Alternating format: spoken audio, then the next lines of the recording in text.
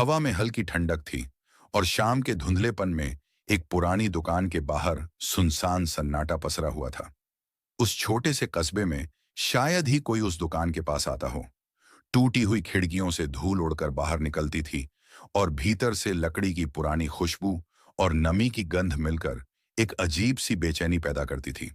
दीवारों पर लटकते पुराने कैलेंडर, जंग लगे शोकेस और धूल से भरे खिलौनों का अंबार किसी भुलाए हुए समय की गवाही देता था। इन्हीं खिलौनों में एक कोने में एक छोटी सी गुड़िया रखी थी। उसका नाम बाद में पता चला, लाबूबू डॉल। उस दिन रिया और उसका छोटा भाई कबीर उस दुकान में घुस आए। कबीर बहुत खुशमिजाज और जिज्ञासु लड़का था।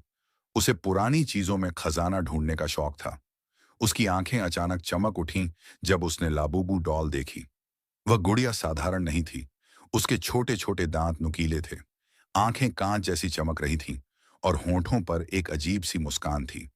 कबीर ने झट से उसे उठाया और खिलखिलाकर बोला, दीदी, देखो, ये गुड़िया कितनी प्यारी है। इसकी आंखें देखो, जैसे हमें पहचान रही हो। चलो ना, इसे खरीद लेते हैं। रिया को उस गुड़िया की आंखों में कुछ अस्वाभाविक सा लगा, जैसे वह उन्हें देख रही हो, जैसे कोई जीवित इंसान। पर कबीर की जिद के सामने उसने कुछ नहीं कहा और दोनों गुड़िया लेकर घर लौट आए। रिया ने सोचा कि ये बस एक खिलौना है, कबीर कुछ दिनों में इसका शौक भूल जाएगा। लेकिन असली डर अभी शुरू भी नहीं हुआ था। घर लौटते ही कबीर ने डॉल को अपने कमरे की मेज पर रख दिया। वह उसे देखकर हंस रहा था और उससे बातें भी कर रहा था। रिया ने मजाक में कहा, अब ये तेरी सबसे अच्छी दोस्त बन जाएगी। कबीर ने हाँ में सिर हिलाया और डॉल की तरफ इशारा किया, जैसे वह सचमुच उसका जवाब सुन रहा हो। रिया को थोड़ी अजीब लगी यह बात, लेकिन उसने ध्यान नहीं दिया।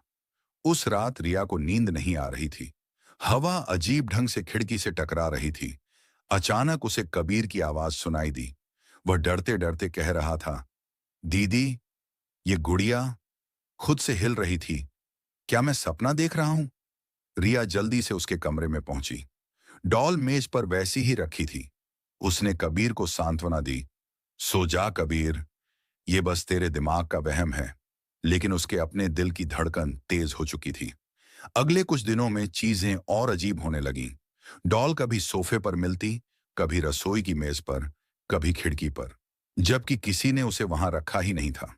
कबीर और ज्यादा डॉल में डूब गया। एक शाम उसने अचानक कहा, दीदी, ये गुड़िया मुझसे बातें करती है, कहती है कि वो मेरा दोस्त है। रिया के होश उड़ गए। उसने गुस्से से कहा, बकवास मत करो, डॉल बोल नहीं सकती। लेकिन उसी रात उसने खुद सुना, एक धीमी टूटी फूटी आवाज, जैसे कोई बच्चा दूर से पुकार रहा हो, का फिर। रिया का खून जम गया। वह चिल्लाई, कबीर, इससे दूर रहो। डॉल की आंखें मंद रोशनी में चमक उठीं। कबीर, जो अब तक डरपोक था, अचानक शांति से बोला, दीदी, ये मुझे चोट नहीं पहुंचाएगी। ये अब मेरा दोस्त है। उसकी आवाज में अजीब सी ठंडक थी, जैसे कोई और उसके भीतर बोल रहा हो। रिया ने डॉल से छुटकारा पाने की कोशिश की। उसने उसे आग में फेंका, लेकिन डॉल अगले ही दिन मेज पर फिर से बैठी मिली, उसी मुस्कान के साथ। उसने डॉल को कुएं में फेंका, लेकिन कबीर ने कहा, दीदी, डॉल खुद ही वापस आ जाती है। अब तुम इसे मुझसे अलग नहीं कर सकती। उसकी आंखें अब उतनी मासूम नहीं लग रही थीं। उनमें एक खालीपन था, जैसे कोई और उनमें झांक रहा हो। दिन बीतते गए और कबीर डॉल की ओर करीब होता गया। उसका हंसना खेलना गायब हो गया। वह घंटों डॉल के साथ बैठा रहता और धीमी आवाज में उससे बातें करता।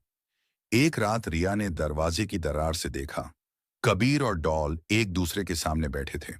डॉल का सिर धीरे धीरे हिल रहा था और कबीर उसकी आंखों में खोया हुआ था। अचानक कबीर ने गहरी डरावनी आवाज में कहा, दीदी, अब ये मेरा हिस्सा बन चुका है। रिया चीख उठी और कमरे में घुसी, लेकिन कबीर ने उसकी तरफ पलटकर देखा भी नहीं। डॉल उसकी गोद में बैठी थी और दोनों की मुस्कान एक जैसी थी, खाली, भयावह और ठंडी। रिया ने कबीर का हाथ पकड़कर खींचना चाहा, लेकिन कमरे की हवा भारी हो चुकी थी, जैसे दीवारें सिकुड़ रही हों। डॉल की आंखें सीधे रिया की तरफ घूर रही थीं और कमरे में एक गहरी हंसी गूंज उठी। अगली सुबह घर खाली था। कबीर कहीं नहीं मिला। डॉल मेज पर बैठी थी, लेकिन इस बार उसके छोटे हाथों पर खून के धब्बे थे। रिया का दिल तेजी से धड़कने लगा।